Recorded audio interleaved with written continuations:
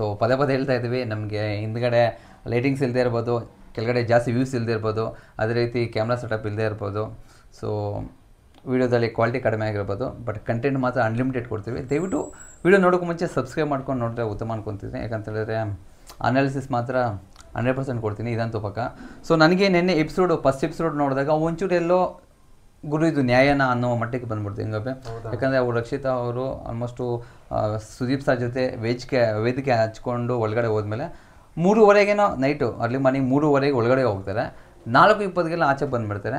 ಸ್ವಲ್ಪ ಎಲ್ಲೋ ಅನ್ಫೇರ್ ಅನ್ನಿಸ್ತು ನನಗೆ, ಅಷ್ಟು ಫೇರ್ ಅನಿಸಿಲ್ಲ. ಸೊ ಅದ್ರ ಬಗ್ಗೆ ಮಾತಾಡೋಣ. ಅದೇ ರೀತಿ ಮಲ್ಲಮ್ಮ ಅವರು ಮನೆ ಒಳಗಡೆ ಯಾವ ಥರ ಬಿಹೇವ್ ಮಾಡಿದ್ರು, ಅವರ ಒಂದು ಮುಗ್ಧತೆಯಿಂದ ಏನೆಲ್ಲ ತೊಂದರೆ ಆಯಿತು, ಪ್ರತಿಯೊಂದು ಮಾತ್ರ ಕೊಡೋಣ.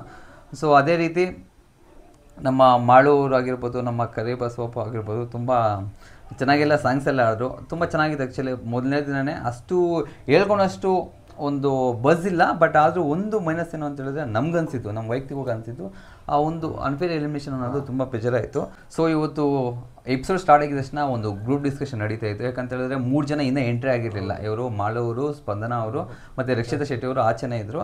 ಅದಕ್ಕೂ ಮುಂಚೆ ಒಂದು ಜಂಟಿ ಇತ್ತಲ್ವ, ನಮ್ಮ ಕರಿಬಸವಪ್ಪ ಅವರು ಮತ್ತು ಇನ್ನೊಬ್ಬರು ಲಾಸ್ಟಲ್ಲಿ ಹೋದ್ರಲ್ಲ RJ ಅಮಿತ್ ಅವರು, ಅವರಿಬ್ಬರಿಗೂ ಅವ್ರ 5 ಜನಕ್ಕೂ ವೆಯ್ಟ್ ಮಾಡ್ತಾಯಿದ್ರು. ಸೊ ಇವರೆಲ್ಲನೂ ಗ್ರೂಪ್ ಡಿಸ್ಕಸ್ ಮಾಡಿಕೊಂಡು ಮಲ್ಲಮ್ಮ ಅವ್ರನ್ನ ತುಂಬ ಚೆನ್ನಾಗಿ ಟ್ರೀಟ್ ಮಾಡಿಕೊಂಡು ಇನ್ನು ಯಾವ ಥರ ಬಂದ್ವಿ ಏನು ಅಂತ ಎಲ್ಲ ಸ್ಟಾರ್ಟ್ ಮಾಡ್ತಾಯಿದ್ರು.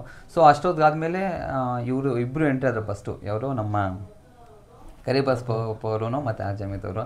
ನಂಗೆ ಕರಿಬಸವಪ್ಪ ನೋಡಿದ್ರೆ ಒಂಥರ ಓನಪ್ಪ ಅವ್ರದ್ದು ನನಗೆ ಯಾಕೆ ಅನಿಸ್ತಿದೆ. ಬಟ್ ಜೆನ್ಯೂನಾಗಿ ಯಾರನ್ನೂ ಅಷ್ಟು ನಾವು ಒಂದೆರಡು ಎಪಿಸೋಡಲ್ಲಿ ಮಾಡೋಕ್ಕಾಗಲ್ಲ. ಬಟ್ ಏನೋ ಅವರು ಬಂದಿದ ತಕ್ಷಣ ಯಾವ್ದು ಗೊತ್ತಾ, ಸೀಸನ್ನು ಇದಕ್ಕೂ ಮುಂಚೆ ನಮ್ಮ ವಿನಯ್ ಅವರು ಒಂದು ಸೀಸನ್ ಇರ್ತಾರಲ್ಲ, ವಿನಯ್ ಅವರು ಸಂಗೀತ ಶೃಂಗೇರಿ ಅವರು ಆ ಸೀಸನಲ್ಲಿ ಒಂದು ಸಾಂಗ್ ಆಡಿದ್ರು. ಅವ್ರು ಯಾವುದಿಲ್ಲ, ಆನೆ ಬಂತು ಒಂದು ಆನೆ, ಅವ್ರ ಆನೆ, ಬಿಗ್ ಬಾಸ್ ಆನೆ ಅಂತ ಒಂದು ಸಾಂಗ್ ಆಡಿದ್ರಲ್ಲ. ಇವರು ಯಾವ ಸಾಂಗ್ ಆಡಿದ್ರು ಗೊತ್ತಾ ಎಂಟ್ರಿ ಆಗಿದ ತಕ್ಷಣ? ಅಲ್ಲ ಅಪ್ಪ, ಟೈಗರ್ ಬಂತು ಟೈಗರ್, ಯಾವ ಟೈಗರ್, ದಾವಣಗೆರೆ ಟೈಗರ್ ಅಂತ ಈ ಥರ ಎಂಟ್ರಿ ಆಗಿದ ತಕ್ಷಣ ಕರಿಬಸವಪ್ಪ ಅವರು ಸಾಂಗ್ ಆಡ್ಕೊಂಬಂದರು. ಆ ಸಾಂಗ್ ಎಂಡ್ ಆಗಿದ ತಕ್ಷಣ RJ ಅಮಿತ್ ಅವರು ಒಂದು ಡೈಲಾಗ್ ಹಾಕೋರು, ಕೇಳಿಸ್ಕೊಂಡ? ಈ ಟೈಗರ್ಗೆ ನಾನು ಚೈನ್ ಹಾಕೊಂಡು ಎಲ್ಕೊಂಡ್ಬರ್ತಿದ್ದೀನಿ ಅಂತ. ಅದು ಮಾತ್ರ ಲೇಟ್ ಆಗಿತ್ತು. ಅದಾದಮೇಲೆ ಗ್ರೂಪ್ ಡಿಸ್ಕಷನ್ ಆದಮೇಲೆ ಅವರೆಲ್ಲ ಬಂದು ಒಬ್ರಿಗೊಬ್ರು ಸೆಕೆಂಡ್ ತಗೊಂಡು ಮನೆ ಒಳಗಡೆ ಅಲ್ಲೇ ಆ ಗ್ರೂಪಲ್ಲೇ ಡಿಸ್ಕಸ್ ಮಾಡ್ತಾಯಿದ್ರು. ಅಷ್ಟು ಆಗಿದ ತಕ್ಷಣ ಇನ್ನೊಂದು ವಿತಿನ್ ಒಂದು ಸ್ವಲ್ಪ ಆ್ಯಕ್ಚುಲಿ ಇವರು ಎಂಟ್ರಿ ಆಗಿದ್ದು 1:30ಗೆ, ಮಿಡ್ ನೈಟ್ 1:30ಗೆ. ಅದಾದಮೇಲೆ ಒಂದು 2 ಅವರ್ಗೆ ಇವರು ಎಂಟ್ರಿ ಆದರು, 3 ಜನ, ಸ್ಪಂದನಾ ಅವರು, ಮಾಲಾ ಅವರು, ಅದೇ ರೀತಿ ರಕ್ಷಿತಾ ಶೆಟ್ಟಿ ಅವರು. ಸೊ ಬಂದಿದ ತಕ್ಷಣ ಅವ್ರಿಗೆ ಮೋಸ್ಟ್ಲಿ ಯಾರಿಗೂ ಪರಿಚಯ ಇಲ್ಲ ಅನ್ಕೊತೀನಿ. ಬಂದಾಗ ಎಲ್ರಿಗೂ ಪರಿಚಯ ಮಾಡ್ಕೊಂಡ್ರು. ಇವರು ಬಂದಾಗ ಎಲ್ಲ ಮೋಸ್ಟ್ಲಿ ಮನೆ ಒಳಗಡೆ ಎಲ್ಲ ಕೂತ್ಕೊಂಡು ಸಿಟ್ಟಿಂಗ್ ಕೂತ್ಕೊಂಡು ಆರಾಮಾಗಿ ಮಾತಾಡ್ಕೊತಾಯಿದ್ರು. ಆಲ್ಮೋಸ್ಟ್ 3:30ಗೆ ಬಂದರು. ಬಂದಿದ ತಕ್ಷಣ ಎಲ್ಲರೂ ಥ್ಯಾಂಕ್ಸ್ ತೊಗೊಂಡು ಮುಂದೆ ಹೋದ್ರು. ಅಲ್ಲಿಗೆ ಹೋಗಿದ ತಕ್ಷಣ ಬಿಗ್ ಬಾಸ್ ಒಂದು ಟ್ವಿಸ್ಟ್ ಕೊಟ್ಟರು. ಹೌದು, ಅಲ್ಲೇನಿದೆ ಅಂತ ಹೇಳಿದ್ರೆ ಇಲ್ಲಿ ಆಲ್ಮೋಸ್ಟ್ ನೀವು ಇವಾಗ 8 ಜನ ಒಂಟಿ ಆಗಿದ್ದೀರಾ, 5 ಜಂಟಿ ಇದ್ದೀರಾ. ಸೊ ಇವು 3 ಜನ ಬಂದಿದ್ದಾರೆ. ಸೊ ಇವಾಗ ಒಂಟಿ ಊರನ್ನ ನಾನು ರಾಜರ ಥರ ರಾಣಿರ ಥರ ಟ್ರೀಟ್ ಮಾಡ್ತಾ ಇದ್ದೀನಿ. ಸೊ ನೀವು ಇವಾಗ 8 ಜನ ಇದು ಮಾಡಬೇಕು, ಡಿಸೈಡ್ ಮಾಡಬೇಕು. ಈ 3 ಜನದಲ್ಲಿ ಯಾರಾದರೂ ಒಂದು ಜೋಡಿ ಮಾತು ಇರೋಕ್ಕಾಗುತ್ತೆ, ರಿಮೈನಿಂಗ್ ಒಬ್ಬರು ಹೊರಟೋಗ್ಬೇಕು ಅಂತ. ಆ ಒಂದು ಸ್ಪೆಷಲ್ ಪವರ್ನ ಒಂಟಿ ಊರು ಕೊಡುತ್ತೆ.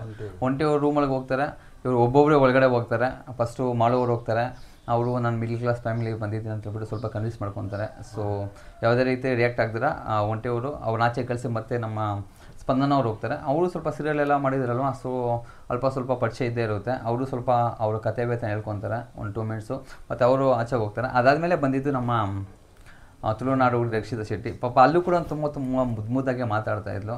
ಸೊ ಮುಗ್ಧತೆ ಎಲ್ಲೋ ಕನೆಕ್ಟ್ ಆಯಿತು ಅನ್ಕೊತೀನಿ ಕೆಲವ್ರಿಗೆ ತುಂಬ. ಯಾಕಂದರೆ ಅಲ್ಲಿ ರಕ್ಷಿತಾ ಶೆಟ್ಟಿ ಬೇಕು ಅಂತ ಹೇಳಿದ್ದು ಇಬ್ಬರು, ಒಂದು ಅಶ್ವಿನಿ ಗೌಡ ಅವರು ಬೇಕು ಅಂತ ಹೇಳಿದ್ರು. ಅದೇ ರೀತಿ ಮಲ್ಲಮ್ಮ ಅವರ ಪ್ರೋಸೆಸ್ ಇದೆ ಅಂತ ಧ್ರುವಂತವ್ರು ಎಕ್ಸ್ಪ್ಲೇನ್ ಮಾಡಿದಾಗ ಇಬ್ಬರು ಹುಡುಗಿರು ಬೇಕು ಅಂತ ಅವ್ರು ಹೇಳಿದ್ರು. ಅದು ಬಿಟ್ಟರೆ ಅಶ್ವಿನಿ ಗೌಡ ಅವ್ರು ಮಾತ್ರ ಹೇಳಿದ್ರು. ಜಾನ್ವಿ ಅವರು ಈ ಟೈಮಲ್ಲಿ ಒಂದು ಮಾತು ಹೇಳಿದ್ರು. ಸೊ ನನಗೆ ಸ್ಪಂದನವ್ರು ತುಂಬ ಕಷ್ಟ ಬಿದ್ದು ಮೇಲೆಗೆ ಬಂದಿದ್ದಾರೆ ಗೊತ್ತು, ಬಟ್ ಈ ಸೋಷಿಯಲ್ ಮೀಡಿಯಾದಲ್ಲಿ ಬರೋರು ಕೆಲವರು ಕೆಟ್ಟ ಮಾತುಗಳು ಮಾತಾಡಿ ಹೈಲೈಟಾಗಿ ಬಂದುಬಿಟ್ಟಿರ್ತಾರೆ ಅಂತ ಹೇಳಿದ್ರು. ಅದೆಲ್ಲ ಸ್ವಲ್ಪ ಅನ್ನಿಸ್ತು. ಬಟ್ ಅವ್ರು ಯಾರ ಬಗ್ಗೆ ಮಾತಾಡೋದು ಅನ್ನೋದು ಅಷ್ಟು ಕ್ಲಾರಿಟಿ ಇಲ್ಲ. ಬಟ್ ಆ ಒಂದು ವರ್ಡು ಎಲ್ಲೋ ಕೆಲವ್ರಿಗೆ ಬೇಜಾರಾಗಿರುತ್ತೆ ಅನ್ನಿಸ್ತಿದೆ ನನಗೆ. ಸೊ ಇದಾದಮೇಲೆ ಒಳಗಡೆ ಹೊರಟೋದು ಅವರು. ಹೊರಗಡೆ ಹೋಗೋದ್ಮೇಲೆ 3 ಜನಕ್ಕೆ ಗ್ರೂಪ್ ಡಿಸ್ಕಸ್ ಮಾಡಿಕೊಂಡ್ರು. ಅವ್ರಿಗೂ ಹೊಂದಾಣಿಕೆ ಬರಲಿಲ್ಲ. ಒಂದಿಬ್ಬರು ಮಾತ್ರ ರಕ್ಷಿತಾ ಶೆಟ್ಟಿ ಬೇಕು ಅಂತ ಮಾಡ್ತಿದ್ರು. ಮತ್ತು ಬಿಗ್ ಬಾಸ್ ಅವರು ಗ್ರೂಪ್ ಡಿಸ್ಕಷನ್ ಕರೆದು, ಸೊ ಯಾರನ್ನಾದ್ರು ಒಬ್ಬರನ್ನ ಇಲ್ಲಿಂದ ಸೆಲೆಕ್ಟ್ ಮಾಡಿರೋದನ್ನ ನೀವು ಹೇಳಿ ಅಂತ ಹೇಳಿದಾಗ, ಸೊ ಡೈರೆಕ್ಟಾಗಿ ಇವರು ಒಂಟಿ ಗ್ಯಾಂಗ್ ಬಂದುಬಿಟ್ಟು ಮೊದಲನೇ ಆಯ್ಕೆ ಬಂದುಬಿಟ್ಟು ಮಾಳೂರನ್ನ ಮಾಡಿಕೊಂಡ್ರು. ಸೊ ಮಾಳೂರು ಸೆಲೆಕ್ಟ್ ಆದರು. ಸೊ ಅದೇ ರೀತಿ ನೆಕ್ಸ್ಟ್ ಬಂದುಬಿಟ್ಟು ಸ್ಪಂದನವ್ರು ಮಾಡಿಕೊಂಡ್ರು. ಆವಾಗ ಮಾಳೂರು ಮತ್ತು ಸ್ಪಂದನವರು ಒಂದು ಜೋಡಿ ಆಯಿತು. ಸೊ ಬಿಗ್ ಬಾಸ್ ದ ಹಿಸ್ಟ್ರಿಯಲ್ಲೇ ಇಷ್ಟು 11 ಸೀಸನ್ ಆಗಿದೆ, ಈ ಒಂದು ಹಿಸ್ಟ್ರಿಯಲ್ಲೇ ಮೊದಲನೇ ದಿನವೇ ಏನಾದರೂ ಎಲಿಮಿನೇಟ್ ಆಗಿದೆ ಅಂತ ಹೇಳಿದ್ರೆ ಅದು ಈ ಸೀಸನಲ್ಲೇ.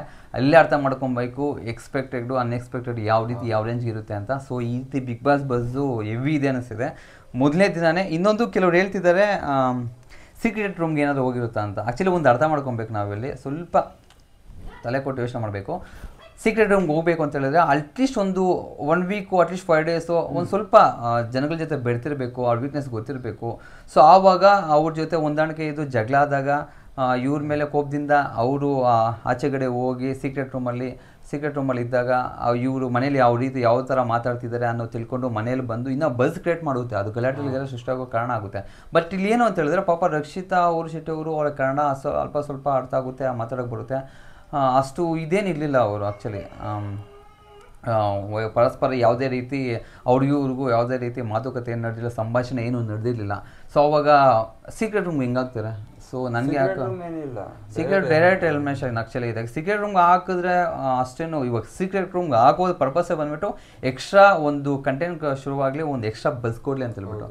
ಬಟ್ ಅಲ್ಲಿ ಆ ಒಂದು ಬಸ್ಸಲ್ಲಿ ಕ್ರಿಯೇಟ್ ಆಗಿಲ್ಲ. ಮುಂದೆ ಅವ್ರ ವ್ಯಕ್ತಿತ್ವ ಹೆಂಗಿರುತ್ತೋ ಅಂತ ನಮ್ಗೆ ತಿಳ್ಕೊತಿದ್ವೇನೋ, ಬಟ್ ಒಂದಿನದಲ್ಲಿ ಅದು ತುಂಬ ಅನ್ಫೇರ್ ಅನ್ನಿಸ್ತು, ನನಗಂತೂ ತುಂಬ ಬೇಜಾರಾಯಿತು. ಸೊ ಆವಾಗ ಅಶ್ವಿನಿ ಗೌಡ ಅವರು ತುಂಬ ಡಿಸ್ಕಸ್ ಮಾಡಿದ್ವಿ, ಕೆಲವೊಂದು ವಿಚಾರಗಳಿಂದ ನಿಮ್ಮನ್ನ ಎಲಿಮಿನೇಟ್ ಮಾಡ್ತಿದ್ದೆ ಅಂತ ಹೇಳಿದಾಗ ನಾನೇನಾದರೂ ರಿಯಾಕ್ಟ್ ಆಗ್ತಾರೆ ಅಂದ್ಕೊಂಡೆ. ಇವರು ರಕ್ಷಿತಾ ಶೆಟ್ಟಿ ಅವರು ಪರವಾಗಿಲ್ಲ ಮೇಡಮ್ ಪರವಾಗಿಲ್ಲ ಅಂತ ಹೇಳ್ಬಿಟ್ಟು ತುಂಬ ಈಸಿಯಾಗಿ ತೊಗೊಂಡ್ರು. ನಾನು ಇವತ್ತು ಹೋಗ್ತೀನಿ, ನಾಳೆ ನೀವು ಬರಲೇಬೇಕು ಅಂತ ಮಾತು ಹೇಳಿದ್ರು. ಅದು ತುಂಬ ಕನೆಕ್ಟ್ ಆಯಿತು ನನಗೆ. ಪಾಪ ಅವ್ರ ಎಂಟ್ರಿ ಎಷ್ಟೋದು ಗೊತ್ತಾ, ಬೆಳಗ್ಗೆ 3:50 ಅವ್ರ ಎಂಟ್ರಿ ಆಗಿದೆ. ಕರೆಕ್ಟಾಗಿ 4:20 ಅರ್ಲಿ ಮಾರ್ನಿಂಗ್ ಕರೆಕ್ಟಾಗಿ 4:20 ಎಕ್ಸಿಟ್ ಆಗಿದೆ.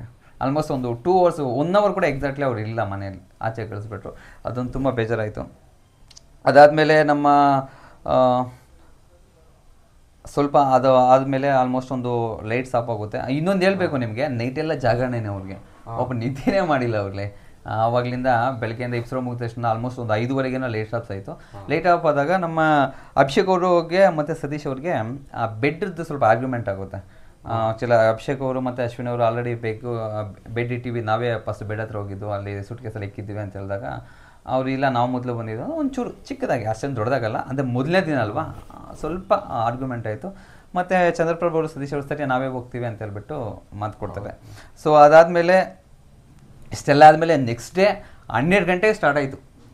ಈ ದಿನ ಸ್ಟಾರ್ಟ್ ಆಗಿದ್ದವ್ರಿಗೆ ನೆನ್ನೆ 12 ಗಂಟೆಗೆ, ಮಧ್ಯಾಹ್ನ 12 ಗಂಟೆಗೆ ಬಿಗ್ ಬಾಸ್ ಒಳ್ಳೆ ಸಾಂಗ್ ಹಾಕಿದ್ರು. ನಮ್ಮ ಸಾಂಬಾರು ಅಂದರೆ ಒಳ್ಳೆ ಸಾಂಗ್, ಕನ್ನಡ ಸಾಂಗು ಸಾಂಬಾರು ಬಗ್ಗೆ ಮಸ್ತಾಗಿತ್ತು ಅದು. ಬಟ್ ಆಡೋಕ್ಕೆ ಬರಲ್ಲ, ಬೇಜಾರು ಬೆಳ್ಕೊಳಕ್ಕೆ ಹೋಗ್ಬೇಡಿ. ಸೊ ಅದು ಮಾತ್ರ ಸಾಂಗಿಂದ ಸ್ಟಾರ್ಟ್ ಆಯಿತು. ಸೊ ಇದೆಲ್ಲ ಆದಮೇಲೆ ಬಿಗ್ ಬಾಸ್ ಒಂದು ಘೋಷಣೆ ಕೊಡ್ತಾರೆ. ಸೊ ಊಟ ಬಂದಿರುತ್ತೆ. ಊಟ ಬಂದಾಗ ಒಂದು ರೀತಿ ಊಟ, ಅದೇ ರೀತಿ ಜಂಟಿಗೊಂದು ಊಟ, ಅವರಿಬ್ಬರಿಗೂ ಬೇರೆ ಬೇರೆ ರೀತಿ ಒಂದು ಊಟ ಬಂದಿರುತ್ತೆ. ಸೊ ಬಿಗ್ ಬಾಸ್ ಅವರು ಸ್ಟ್ರಿಕ್ಟಾಗಿ ಹೇಳ್ತಾರೆ, ಅವ್ರವ್ರ ಊಟ ಅವರೇ ತಿನ್ಕೊಬೇಕು, ನಿಮ್ಮ ಊಟ ಬೇರೆಯವ್ರ ಶೇರ್ ಮಾಡ್ಕೊಳೋದಿಲ್ಲ ಅಂತ ಹೇಳ್ಬಿಟ್ಟು. ಸೊ ಇಲ್ಲೇ ಅರ್ಥ ಮಾಡ್ಕೊಬೇಕು, ಒಂಟಿ ಓವರ್ನ ಬಿಗ್ ಬಾಸ್ ತುಂಬ ಚೆನ್ನಾಗಿ ಟ್ರೀಟ್ ಮಾಡ್ತಿದ್ದಾರೆ, ಅವ್ರಿಗೆ ಸ್ಪೆಷಲಾಗಿ ಟ್ರೀಟ್ ಮಾಡ್ತಿದ್ದಾರೆ ಅನಿಸಿದೆ. ಅವ್ರಿಗೆ ಒಳ್ಳೆ ಇದಿದೆ, ಸದ್ಯಕ್ಕೆ ಒಳ್ಳೇದು ಇದಿದೆ. ಯಾಕಂತ ಹೇಳಿದ್ರೆ ಅವ್ರಿಗೆ ಅರಸಿ ಅನ್ನೋದು ಪಟ್ಟ ಆಲ್ರೆಡಿ ಕೊಟ್ಬಿಟ್ಟಿದ್ದಾರೆ. ಸೊ ಪ್ರತಿಯೊಂದು ಅಷ್ಟೇ ಕೆಲಸಗಳೆಲ್ಲನೂ ಜಂಟಿಯವ್ರು ಮಾಡಬೇಕು, ಉಸ್ತುವಾರಿ ವಹಿಸ್ಕೊಬೇಕಾಗಿರೋದು ಸೊ ನಮ್ಮ ಇವರು ಒಂಟಿಗಳು ಮಾಡ್ಕೊಬೇಕಂತ ಫಿಕ್ಸ್ ಆಗಿಬಿಟ್ಟಿದ್ದಾರೆ. ಸೊ ಅದರಿಂದ ಕೆಲವೊಂದು ವರ್ಕ್ಸ್ ಎಲ್ಲನೂ ಆಲ್ರೆಡಿ ಅಲರ್ಟ್ ಮಾಡ್ತಿದ್ರು. ಕೆಲವರು ಕಿಚನ್ ವರ್ಕ್ ತೊಗೊಂಡ್ರು, ಕೆಲವರು ಕ್ಲೀನಿಂಗ್ ತೊಗೊಂಡ್ರು, ಕೆಲವರು ವಾಶ್ರೂಮ್ ಕ್ಲೀನಿಂಗ್ ಎಲ್ಲ ತೊಗೊತಾ ಇದ್ರು. ಸೊ ಈ ಥರ ಇತ್ತು. ಅದಾದಮೇಲೆ ನಮ್ಮ ಅಮೀರ್ ಖಾನ್, ನಮ್ಮ ಬಿಗ್ ಬಾಸ್ ಅಮೀರ್ ಖಾನ್ ಅವರು, ಸತೀಶ್ ಅವರು ಡಾಕ್ ಬಿಟ್ಟಿದ್ರಲ್ಲ, ಅವ್ರದ್ದು ಒಂದು ಚಿಕ್ಕ ಫನ್ನಿ ಇನ್ಸಿಡೆಂಟ್ ನಡೀತು. ನಂಗೆ ತುಂಬ ಖುಷಿ ಆಯಿತು. ಕಾವ್ಯ ಅವ್ರು ನಿಂತ್ಕೊಂಡಿದ್ರೆ, ಅವರು ಸ್ಲೋ ಮೋಷನಲ್ಲಿ ವಾಕ್ ಮಾಡ್ಕೊಂಡು ಬಂದುಬಿಟ್ಟು ಕಾವು ಲವ್ ಮಾಡ್ತೀರಾ ಕಾವುನ ಲವ್ ಮಾಡ್ತಿದ್ದೀರಾ ನಾವು ಅಂತ ಒಂದು ಚಿಕ್ಕದಾಗಿ ಒಂದು ಡೈಲಾಗ್ ಹೇಳೋ, ಒಂದು ಫನ್ ಜನರೇಟ್ ಮಾಡೋ ಒಂದು ಪ್ರಯತ್ನ ಇತ್ತು. ಅದು ತುಂಬ ಚೆನ್ನಾಗಿತ್ತು ಆ್ಯಕ್ಚುಲಿ. ಅವರು ಒಂಥರ ಅವ್ರು ಬರೋವಾಗ ಹೇಳಿದ್ರಲ್ಲ, ನಾನು ಅಮೀರ್ ಖಾನ್ ಅಂತ ಹೇಳ್ಬಿಟ್ಟು, ಚಿಕ್ಕ ವಯಸ್ಸಲ್ಲಿ ಅಮೀರ್ ಖಾನ್ ಇದ್ದೀನಂತ. ಸೊ ಆ ರೇಂಜ್ಗೆ ಅವ್ರು ಫೀಲ್ ಆಗ್ತಿದ್ದಾರೆ ಅನ್ಕೊತೀನಿ ಮೋಸ್ಟ್ಲಿ. ಸೊ ಇದಾದಮೇಲೆ ಇವರು ಮಾಡೋರು ಕೆಲವೊಂದು ಸಾಂಗ್ಸ್ ಆಡಿದ್ರು. ಆ ಸಾಂಗಿಗೆ ಅದ್ಭುತವಾಗಿ ಸಾಂಗ್, ಅವರು ವಯಸ್ಸಿನಲ್ಲಿ ವಾಯ್ಸು ನಾಟ್ ಡ್ರೈವರ್ ಆ ಸಾಂಗ್ ಮಾತ್ರ ನಾನು ಕೇಳಿದ್ದೆ ಅಷ್ಟು ಇದ್ರಾಗೆ, ಬಟ್ ತುಂಬ ಅದ್ಭುತವಾಗಿ ಸಾಂಗ್ ಆಡ್ತಾರೆ ಅದು. ಸೊ ಇವ್ರು ಇಲ್ಲ ಆಡ್ತಾಯಿದ್ರೆ ನಮ್ಮ ಇವರು ಚಂದ್ರಪ್ರಭು ಅವರು ವಾಶ್ರೂಮಲ್ಲಿ ಸಾಂಗ್ ಆಡ್ಕೊಂಡು ಕ್ಲೀನ್ ಮಾಡ್ತಾಯಿದ್ರು. ಅದು ಚೆನ್ನಾಗಿತ್ತು ಆ್ಯಕ್ಚುಲಿ. ಸೊ ಇದೆಲ್ಲ ಆದಮೇಲೆ ನಮ್ಮ ಇಲ್ಲಿ ಈ ಮುಗ್ಧತೆ ಅನ್ನೋದು ಇಲ್ಲ ಒಳ್ಳೆತನ ಅಂತಾರ ಗೊತ್ತಿಲ್ಲ, ಬಟ್ ಇಲ್ಲಿ ನಮ್ಮ ಮಲ್ಲಮ್ಮ ಅವರು ಇವರೆಲ್ಲ ಮೇಲೆ ಇದು ಸೋಫಾ ಸೆಟ್ ಮೇಲೆ ಕೂತ್ಕೊಂಡಿದ್ದಾರೆ. ನಮ್ಮ ಮಲ್ಲಮ್ಮವ್ರು ಹೋಗ್ಬಿಟ್ಟು ದೇವ್ರಿಗೆ ಪೂಜೆ ಮಾಡಿ ಎಷ್ಟು ಒಳ್ಳೇದು ನೋಡಿ, ಇದು ಅದು ಗುಣ ತುಂಬ ಇಷ್ಟ ಆಯಿತು. ಒಳಗೆ ಹೋಗ್ಬಿಟ್ಟು ಪ್ರತಿಯೊಬ್ಬರಿಗೆ ಹಣೆಗೂ ಬೊಟ್ಟಿಗೆ ಬಂದರು. ಅದು ತುಂಬ ಇಷ್ಟ ಆಯಿತು. ಪ್ರತಿಯೊಬ್ಬರಿಗೂ ಬೊಟ್ಟಿಗಿದ್ರು ಅವರು, ಬಟ್ ಯಾರೇ ಆಗಲಿ ಅಲ್ಲಿ ಬೇಡ ಅಂತ ಹೇಳಿಲ್ಲ, ಪ್ರತಿಯೊಬ್ಬರು ಇಸ್ಕೊಂಡ್ರು. ಅದು ಮೂಮೆಂಟ್ ತುಂಬ ಹೈಲೈಟ್ ಆಗಿತ್ತು. ಸೊ ಇಷ್ಟೆಲ್ಲ ಆದಮೇಲೆ ಬಿಗ್ ಬಾಸ್ ಅವರು ಒಂದು ಟಾಸ್ಕ್ ಕೊಡ್ತಾರೆ, ಗ್ರಾಸರಿ ಟಾಸ್ಕು. ಆ ಗ್ರಾಸರಿ ಟಾಸ್ಕ್ ಥೀಮ್ ಬಂದುಬಿಟ್ಟು ಸೊ ಒಂಟಿ ಓವರ್ನ ಸಪ್ರೇಟಾಗಿರ್ತಾರೆ, ಜಂಟಿ ಓವರ್ನ ಸಪ್ರೇಟಾಗಿರ್ತಾರೆ. ಸೊ ಆಲ್ರೆಡಿ ಒಂಟಿಯಲ್ಲಿ 6 ಜನ ಇದ್ದಾರೆ. ಸೊ 6 ಜನದಲ್ಲಿ ಯಾರು ಒಬ್ಬರು ಕಾಕ್ರೋಚ್ ಸುದ್ದಿ ಅವರಾಗಿರ್ಬೋದು, ಮತ್ತು ಜಾನ್ವಿ ಅವರು, ಅಶ್ವಿನಿ ಗೌಡ ಅವರು, ಧ್ರುವಂತ್ ಅವರು, ಧನುಷ್ ಅವರು, ಮತ್ತು ಮಲ್ಲಮ್ಮ ಅವರು. ಸೊ ಇವ್ರು 6 ಜನ ಆಚೆಗೆ ಬರ್ತಾರೆ. ಇನ್ನು ಮಿಕ್ಕಿದ್ದು 6 ಜನ ಜಂಟಿ ಬಂದುಬಿಟ್ಟು ಒಳಗಡೆ ಕೂತ್ಕೊಂಡಿರ್ತಾರೆ. ರೂಲ್ಸ್ ಏನು ಅಂತ ಹೇಳಿದ್ರೆ 30 ಸೆಕೆಂಡ್ಸ್ ಇರುತ್ತೆ. 30 ಸೆಕೆಂಡ್ಸಲ್ಲಿ ಟಾಸ್ಕ್ ಕಾಲ್ಗೆ ಹೋಗ್ಬಿಟ್ಟು ಸೊ ನಿಮ್ಗೆ ಏನು ಬೇಕೋ ಆ ಒಂದು ವಸ್ತುಗಳನ್ನ, ಆ ಗ್ರಾಸರಿ ಐಟಮ್ನ ಬೇರೆ ಟೇಬಲ್ ಮೇಲೆ ಇಡಬೇಕು. ಆ ಬಿಗ್ ಬಾಸ್ ಕೇಳಿದಾಗ ಅದನ್ನು ಹೇಳ್ಬೇಕು ಅಂತ ಹೇಳಿರ್ತಾರೆ. ಸೊ ಫಸ್ಟು ಕಾಕ್ರೋಚ್ ಸುದ್ದಿ ಅವ್ರು ಹೋಗ್ತಾರೆ. ಸೊ ಅವ್ರು ಹೋಗೋದನ್ನು ಆ ಮಾನಿಟರಲ್ಲಿ ಆಚೆ ಔಟ್ಸೈಡ್ ಇರುವಂತಹ ಜಂಟಿ ಅವರು ಮಾನಿಟರ್ನ ಕೂತ್ಕೊಂಡು ನೋಡ್ತಾ ಇರ್ತಾರೆ. ಸೊ ಸಕ್ಸಸ್ಫುಲ್ಲಾಗಿ 30 ಸೆಕೆಂಡ್ಸಲ್ಲಿ ಕಾಕ್ರೋಚ್ ಸುದ್ದಿ ಕಂಪ್ಲೀಟ್ ಮಾಡ್ತಾರೆ.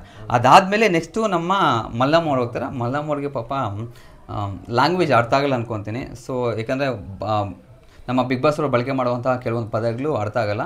ಸೊ ಆ ಒಂದು ರೀಸನ್ನಿಂದ ಸೊ ಅಡಚಣೆ ಉಂಟಾಯಿತು. ಅವ್ರ ಪಾಪ ಕನ್ಫ್ಯೂಷನ್ ಆಯಿತು. ಗೆರೆ ಹತ್ರ ನಿಂತ್ಕೊಳ್ಳಿ ಅಂತ ಕೂಡ ಆ ಕಡೆ ಈ ಕಡೆ ಬಿಟ್ಟರು. ಅದೊಂದು ಮಿಸ್ ಆಯಿತು. ಮತ್ತು ರಿಮೈನಿಂಗ್ 5 ಜನನೂ ಕಂಪ್ಲೀಟ್ ಮಾಡಿದ್ರು, ಸಕ್ಸಸ್ಫುಲ್ಲಾಗಿ ಕಂಪ್ಲೀಟ್ ಮಾಡಿದ್ರು. ಮತ್ತು ಲಾಸ್ಟಲ್ಲಿ ಮಲ್ಲಮ್ಮಗೆ ಇನ್ನೊಂದು ಚಾನ್ಸ್ ಕೊಡ್ತಾರೆ.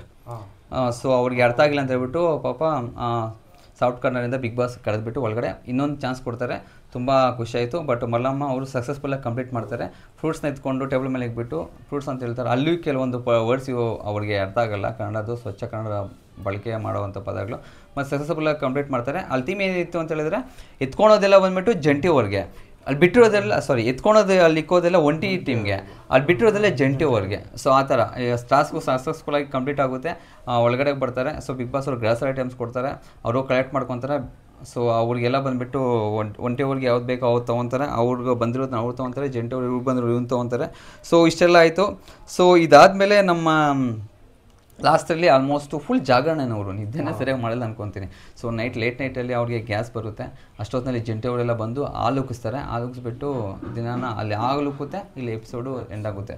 ಸೊ ಈ ಎಂಡ್ ಆಫ್ ದ ಡೇಲಿ ನನಗೆ ಏನಾದರೂ ಸ್ವಲ್ಪ ಬೇಜಾರಾಗಿದೆ ಅಂತ ಹೇಳಿದ್ರೆ ನಿಮ್ಮನ್ನ ಬಿಗ್ ಬಾಸ್ ನಿಮಗೆ ನ್ಯಾಯವಾ ಅನ್ನೋ ಒಂದು ಕೇಳೋ ಪ್ರಶ್ನೆ. ಯಾಕಂತ ಹೇಳಿದ್ರೆ ರಕ್ಷಿತಾ ಶೆಟ್ಟಿ ಅವ್ರನ್ನ ವಿತೌಟ್ ರೀಸನ್ನು ಆ ಥರ ಮಾಡಿದ್ದು ಆಚೆ ತುಂಬ ಡಿಸ್ಕಷನ್ ನಡೀತಿದೆ ಇದ್ರ ಬಗ್ಗೆ. ತುಂಬ ಬೇಜಾರಾಯಿತು. ಆ್ಯಕ್ಚುಲಿ ಏನಾದರೂ ಕೆಲವೊಂದು ದಿನ ಇದ್ದಿದ್ದರೆ ಅವರು ವೈಯಕ್ತಿಕವಾಗಿ ಯಾವ ಥರ ಇತ್ತು ಅಂತ ಗೊತ್ತಾಗ್ತಿತ್ತು. ಯಾಕಂತ ಹೇಳಿದ್ರೆ ಕೆಲವೊಂದು ಯಾವುದೋ ವೀಡಿಯೋಸ್ ಮಾಡಿ ಒಳಗಡೆ ಹೋದ ಒಪ್ಕೊಳ್ಳೋಣ, ಬಟ್ ಅಷ್ಟೇನು ಸಾಧನೆ ಅಚೀವ್ಮೆಂಟ್ ಏನೂ ಮಾಡಿರಲಿಲ್ಲ.